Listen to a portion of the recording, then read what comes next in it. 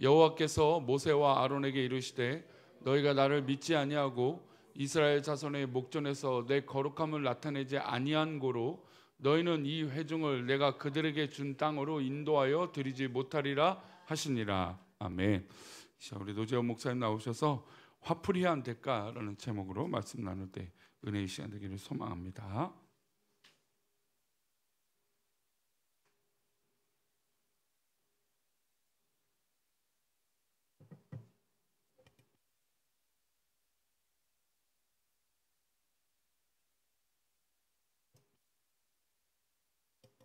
기도하겠습니다.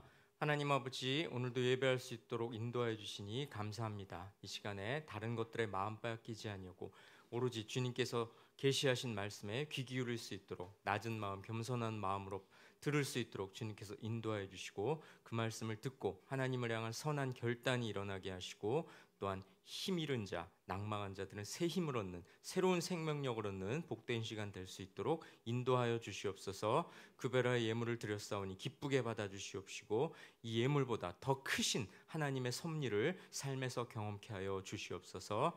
예수님의 이름으로 기도합니다. 아멘. 화면은 제가 넘기겠습니다. 한번 확인해 주시고요. 계속해서 민수기로 설교하고 있습니다. 가나안 땅을 향해 가는 이스라엘의 여정이 불순종으로 점철되어 있었다는 건 여지껏 살펴본 바인데요. 이제 볼 내용도 마찬가지입니다. 말씀 볼까요? 함께 읽습니다. 회중이 물이 없으므로 모세와 아론에게로 모여드니라. 물이 부족했나 봅니다. 이스라엘 백성들이 모세와 아론에게 모여드는데요.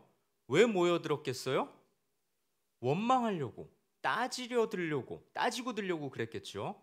한글 성경으로는 모여드니라 이렇게 번역됐는데요. 히브리어 원문을 보면 반감을 갖고 싸우려 든다 이런 뜻입니다. 이스라엘 백성들은 자기들의 지도자 모세와 아론 이 두 사람과 싸우려고 달려들다시피 한 겁니다. 그러면서 이렇게 말하죠. 함께 읽습니다. 백성이 모세와 다투어 말하되 우리 형제들아 여호와 앞에서 죽을 때에 우리도 죽었더라면 좋을 뻔하였도다. 너희가 어찌하여 여호와의 회중을 이 광야로 인도하여 우리와 우리 짐승이 다 여기서 죽게 하느냐? 차라리 조상들이 죽을 때 죽었더라면 좋았을 뻔했다. 여러분, 이게 웬 망언입니까? 하나님께서 약속하신 가나안 땅으로 들여보내시려는 건데 차라리 죽었으면 좋았겠다니요. 어째서 이 광야로 인도해서 다 죽게 하냐뇨? 여러분, 이 말을 듣는 하나님 기분이 어땠을까요? 이스라엘 백성들의 원망은요, 그저 물이 부족하다는 원망이 아닙니다. 가나안 땅을 주시겠다는 하나님의 약속, 그 약속에 대한 믿음을 잃어버린 거죠. 이스라엘 백성들에게 필요한 건 물이 아니라 인내와 믿음이었습니다. 이스라엘 백성들은 또 이렇게 투덜댑니다. 함께 읽습니다. 너희가 어찌하여 우리를 애굽에서 나오게 하여 이 나쁜 곳으로 인도하였느냐? 이곳에는 파종할 곳이 없고 무화과도 없고 포도도 없고 석류도 없고 마실 물도 없도다.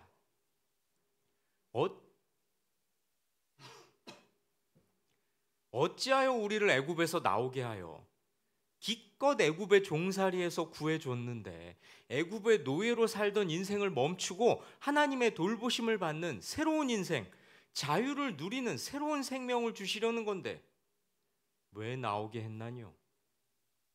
이 나쁜 곳으로 인도하였느냐? 이곳에는 파종할 것이 없고 무화과도 없고 포도도 없고 석류도 없고 마실 물도 없도다. 여러분, 가나안 땅으로 가는 길은 물론 광야였습니다. 파종할 꽃도 무화과도 포도도 석류도 마실 물도 없는 광야죠. 그런데요, 그렇다고 나쁜 곳이라고 해야 할까요? 하나님께서는 이스라엘 백성들한테 젖과 꿀이 흐르는 가나안 땅을 주신다고 분명히 약속하셨습니다. 광야란 그곳 가나안으로 가기 위한 과정일 뿐이었죠. 그러니 이스라엘 백성들은 장차 얻게 될 땅을 소망하며 지금의 어려움을 참아내야 했습니다. 당장 물이 부족하다고 해서 이 나쁜 곳 운운하는 건 하나님을 아주 불쾌하게 만드는 언행이었죠. 가나안 땅으로 인도하실 하나님을 신뢰하지 못하는 불신앙과 불순종의 모습일 뿐이었습니다. 백성들은 믿음 없는 눈으로 현실을 바라본 겁니다. 그러니 백성들에게 요구되는 건 물이 아니라 온전한 믿음이었죠.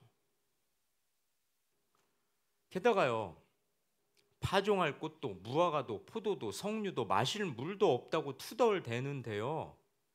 그렇다고 하나님이 이스라엘을 굶기셨나요? 전혀 그렇지 않습니다. 우리가 잘 알다시피 하나님께서는 만나를 매일의 양식으로 주셨고요. 고기를 달라고 투덜대니까 메추리도 내려주셨습니다. 한마디로요, 먹고 살 만큼 충분히 돌봐주셨던 겁니다. 그렇습니다. 광야는요, 이스라엘한테 학교와 같은 곳이었습니다. 무슨 학교요? 하나님을 신뢰하는 법을 배우는 학교죠. 하나님께 순종하는 법을 배우는 훈련장이었습니다.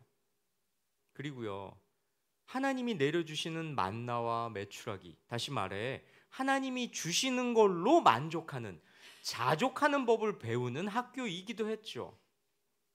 이스라엘의 악함은 하나님의 이런 깊은 섭리를 무의로 돌려버리고 있습니다. 성도 여러분, 우리에게 이런 모습이 있지는 않습니까? 이스라엘이 광야를 거쳐야 가나안 땅에 들어갈 수 있는 것처럼 우리는 인생이라는 광야를 거쳐야 영적 가나안, 하늘나라에 입성할 수 있는 겁니다. 우리 인생은 광야처럼 때로 물이 부족하기도 하고 때로 궁핍할 수도 있습니다. 하지만 인생이라는 광야에서 하나님을 원망하지 않고 마침내 들어가게 될 하늘나라를 소망하며 꿋꿋이 믿음을 지킬 때 우리에게는 하늘나라 입장권이 주어지는 것이죠. 왜 우리를 이런 광야로 이끌고 와서 죽게 하느냐, 이렇게 따지는 사람은 이미 하나님을 믿는 사람이 아닌 겁니다. 이스라엘에게 광야가 학교였던 것처럼 우리에게 인생이라는 광야는 하나님과 동행하는 법을 배우는 학교입니다. 어려움 속에도 하나님을 배신하지 말 것을 훈련시키는 훈련장이죠. 성도 여러분, 인생이라는 광야 학교에서 낙오하지 마시기 바랍니다. 어려움 속에서 역사하시고 함께 해주시는 하나님을 붙드심으로 이겨내시기를 축원합니다. 자, 투덜대는 이스라엘을 향해서 하나님께서는 이제 어떻게 하실까요? 이렇게 하십니다. 함께 읽습니다. 여호와께서 모세에게 말씀하여 이르시되 지팡이를 가지고 내 형 아론과 함께 회중을 모으고 그들의 목전에서 너희는 반석에게 명령하여 물을 내라 하라. 내가 그 반석이 물을 내게 하여 회중과 모세에게 지시하십니다. 이스라엘 백성들을 모으고 그들의 눈앞에서 반석에게 명령해라. 물을 내라고. 그러면 그 반석에서 물이 나올 거다. 이렇게 말이죠. 반석에게 명령하여 물을 내게 하라. 반석이 말을 알아들을까? 이렇게 생각하시는 분이 있을지도 모르겠는데요. 지금 말을 하는 건 모세지만 사실 모세의 배후에는 하나님이 계시지 않습니까? 모세에게 명령하라고 시키신 건 하나님이고요. 그러니 물을 내는 건 모세의 능력이 아니라 하나님의 능력에서 비롯되는 겁니다. 게다가요, 하나님께서는 말씀만으로 우주 만물을 창조하신 분 아닙니까? 그러니 반석에게 명령해서 물을 내라고 하시는 말씀이 이상할 건 없는 거죠. 자, 이제 뭐가 남았습니까? 모세가 하나님의 말씀대로 하는 일만 남았습니다.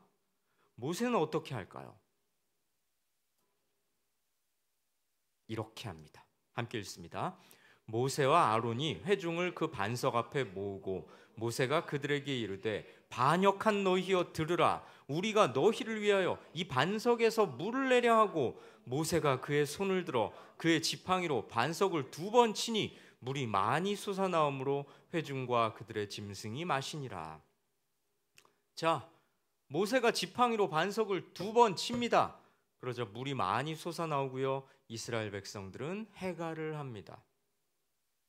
그런데요, 여러분, 뭔가 이상하지 않습니까? 하나님께서 모세한테 뭐라고 지시하셨나요? 반석에게 명령하여 물을 내라 하라. 그렇습니다.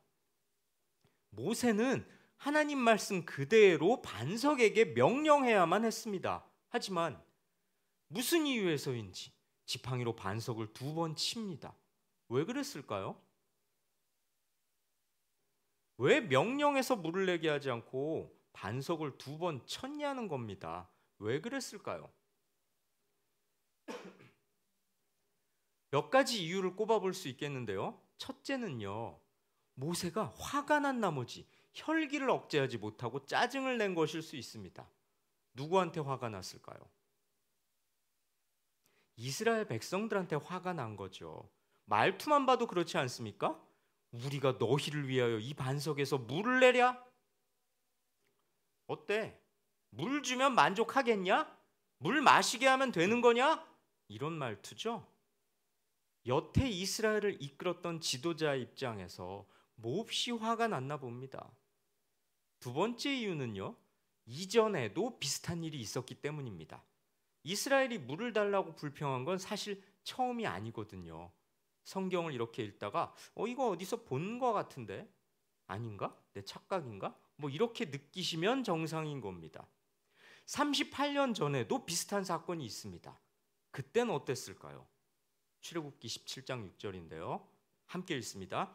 내가 호렙산에 있는 그 반석 위 거기서 내 앞에 서리니 너는 그 반석을 치라. 그것에서 물이 나오리니 백성이 마시리라. 모세가 이스라엘 장로들의 목전에서 그대로 행하니라. 38년 전에는요, 하나님께서 반석을 치라고 명령하셨습니다. 모세는 하나님의 명령대로 반석을 쳤고요, 물이 나왔었죠. 아마도요, 모세가 반석을 2번 친 건 이전의 경험이 떠올랐기 때문에 그랬을 수도 있습니다. 이전에 그랬으니까 이번에도 그럴 것이다, 이렇게 생각하고 2번 쳤을 것 같기도 해요. 자, 또 한 가지 이유는요, 모세조차 과연 반석한테 명령한다고 물이 나올까? 명령만으로 그런 일이 벌어질까? 이렇게 생각했기 때문일 수도 있습니다.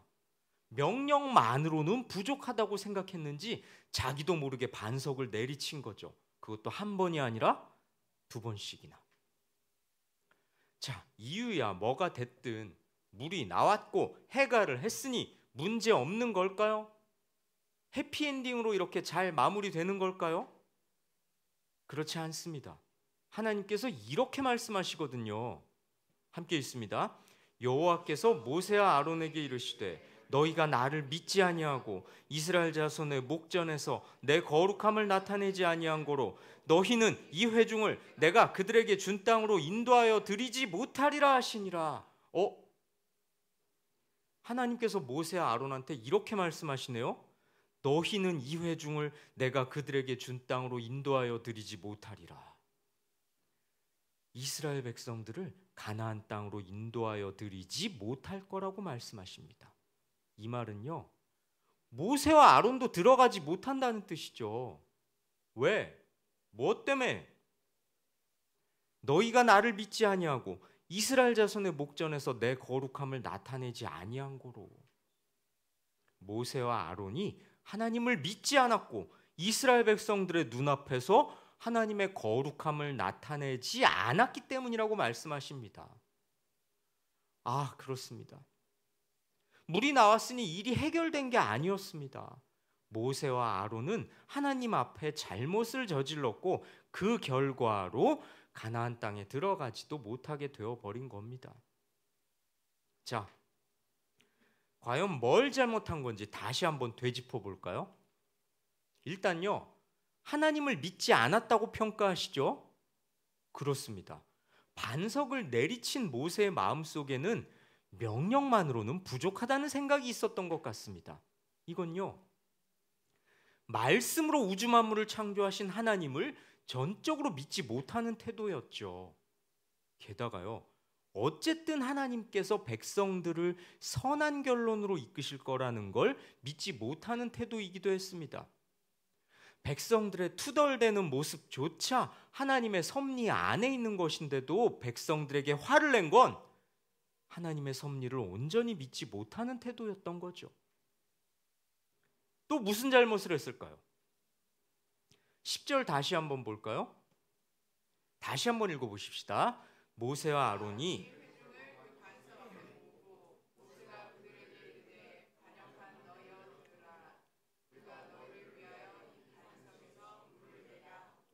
모세가 백성들을 질타하는데요. 하나님이 그렇게 명령하신 바가 없죠. 반석한테 물을 내라고 명령하라고 하셨지 백성들을 앉혀놓고 훈계하라고 하신 적은 없습니다. 게다가요. 우리가 너희를 위하여 이 반석에서 물을 내랴? 우리가 너희를 위하여 물을 내랴? 가만 자세히 보니까 마치 자기가 물을 내주는 것처럼 말했네요. 그렇죠. 하나님께 돌아가야 할 경외심을 모세가 차지해버린 결과를 낳았습니다. 그리고요. 아까 앞에서 뭐라 그랬나요? 38년 전에도 비슷한 일이 있었다고 했죠. 그때는 반석을 치라고 하나님이 그러셨다고요. 그런데 이번에는 반석을 치라고 하지 않으시고 그저 반석에게 명령하라고 하셨단 말입니다. 그러니 모세가 뭘 잘못한 거죠? 하나님의 명령을 귀담아 듣지 않았거나 하나님의 새로운 명령을 간과한 거죠. 뭐가 됐든 지도자로서 해서는 안 될 잘못이었습니다. 모세의 이런 행동이야말로 백성들의 눈앞에서 하나님의 거룩함을 나타내지 않은 과실이었던 겁니다. 어떤 이유에서든 모세가 하나님 명령대로 준행했더라면 거룩하신 하나님의 위엄이 백성들 앞에서 또렷이 드러났을 텐데 말이죠. 성도 여러분 어떠십니까? 이 사건에 대해서 어떻게들 생각하십니까? 에이, 하나님 너무하시네. 그거 한번 잘못했다고 가나안 땅에 못 들어가게 하신다고? 하나님 명령을 간과했다는데 그거야 순간적으로 착각한 걸 수도 있고 백성들한테 화가 나서 그랬다면 그거야 백성들을 너무 아끼는 마음에 지도자로서 안타까운 마음에 그런 걸 수도 있는데 징계가 너무 과한 거 아닌가?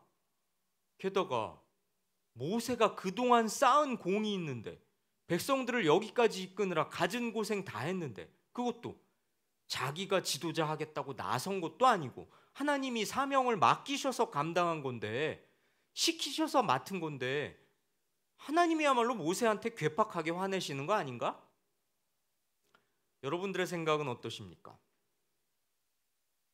자, 이에 대한 답변이 오늘 설교의 결론이 될 것 같네요. 첫째는요, 어찌됐든 하나님의 명령에 부주의했다는 점에서 모세가 잘못한 겁니다.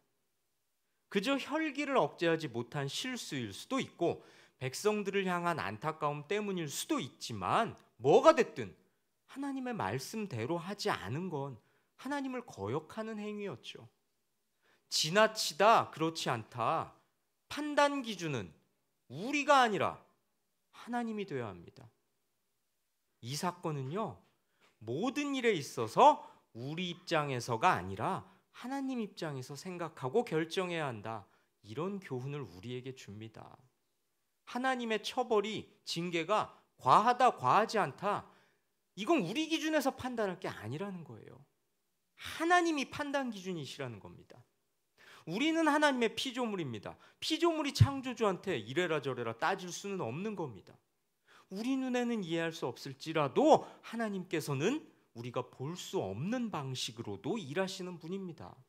우리 눈엔 불합리하게 보일지라도 그럴지 몰라도 하나님의 생각과 계획은 우리의 이성을 초월한다는 사실을 우리는 믿어야 합니다. 생각해 보십시오. 비록 가나안 땅에 들어가지는 못하지만 이제 못 들어가겠지만 여기까지 온 것만으로도 모세에게 엄청난 은혜를 베푸신 걸 수도 있습니다. 게다가요, 하나님이 모세를 꼭 가나안에 들여보내야 할 의무가 있는 것도 아닙니다. 모세는요, 자신에게 주어진 사명을 잘 감당하는 것만으로도 하나님의 측량할 수 없는 은혜를 입은 거죠. 성도 여러분, 우리의 생각보다 크신 분, 우리가 다 이해할 수 없는 분, 우리의 그릇 안에 담을 수 없는 분, 그분 하나님을 신뢰하시기 바랍니다. 자, 이 사건이 주는 또 한 가지 교훈은 이겁니다. 율법을 지켜서 구원받을 수는 없는 새로운 시대가 올 것을 미리 예고하고 있다는 겁니다. 무슨 말이냐고요? 조금 말이 어렵다면 이제 쉽게 한번 설명드려 보겠습니다. 모세는요, 율법을 상징하는 대표하는 인물입니다. 왜 그러냐면요, 율법을 받은 사람이 모세거든요.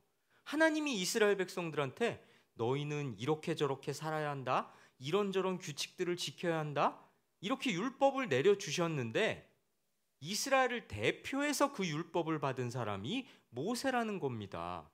율법의 핵심 10계명을 받은 사람도 모세지요. 자, 그러니 율법을 상징하는 모세가 가나안 땅에 못 들어갔다는 건 율법을 지키는 걸로는 영적 가나안 하늘나라에 못 들어갈 수 없는, 다시 말해 율법으로는 구원받을 수 없는 새로운 시대가 열릴 것을 슬그머니 미리 보여주신 겁니다. 예고편처럼. 그럼 뭘로 구원받아? 율법이 아니라 예수님을 진실로 믿고 따름으로. 그렇습니다. 모세는요, 하나님의 구원 계획을 인간들에게 슬그머니 보여주게끔 하는 도구로서 사용된 거죠. 모세가 지팡이로 반석을 친 건 그런 하나님의 섭리 안에 있는 일이었던 겁니다. 성도 여러분, 구원자 예수 그리스도가 우리에게 오셨고 다시 오실 거라고 약속하셨습니다. 하나님께서는 그 옛날 구약 시대부터 그분 예수님이 구원자심을 인간들에게 알려주셨죠. 그러니 우리가 붙들어야 할 건 예수 그리스도, 그분밖에 없습니다. 다른 것들에 흔들리지 말고 오직 예수 그리스도 안에서 참 평안과 안식을 구해야 합니다. 이것이 모세가 반석을 쳐서 물을 낸 사건에서 우리가 붙들어야 할 진리입니다. 이 말씀을 가슴에 새기셔서 예수 올바르게 믿는 성도로 살아가시길 주님의 이름으로 권면하고 축원합니다. 우리 찬양하시고